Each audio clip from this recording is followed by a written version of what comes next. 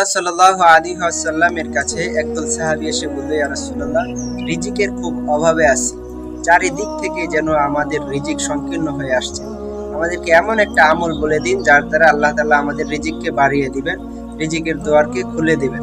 রাসূলুল্লাহ সাল্লাল্লাহু আলাইহি ওয়াসাল্লাম তখন তাদেরকে বললেন, তোমরা সর্বদাই ওযু অবস্থায় থাকবে, তাহলে আল্লাহ তাআলা তোমাদের রিজিকের দুয়ারকে খুলে দিবেন। এজন্য বন্ধুরা আমার, ওযু করা একটু কষ্টসাধ্য বিষয়, কিন্তু তারপরেও নবীজির কথা আসমান জমিন মিথ্যা হতে পারে, চন্দ্র সূর্য মিথ্যা হতে পারে, কিন্তু নবীজির কথা মিথ্যা হতে পারে না। এজন্য একিনের সাথে যদি আমরা সর্বদাই ওযুর সাথে থাকি, আল্লাহ তাআলা আমাদের অভাব অনটন দূর করে দিবেন, রিজিকের দুয়ারকে খুলে দিবেন। এছাড়াও ওযু অবস্থায় থাকার আরো অনেক ফায়দা রয়েছে। বিশেষ করে ওযু অবস্থায় থাকলে সব সময় ফেরেশতা নেকি লিখতে থাকে। আল্লাহ তাআলা ওযুকারী ব্যক্তিকে ভালোবাসেন এবং শয়তান তার থেকে দূরে সরে যেতে থাকে।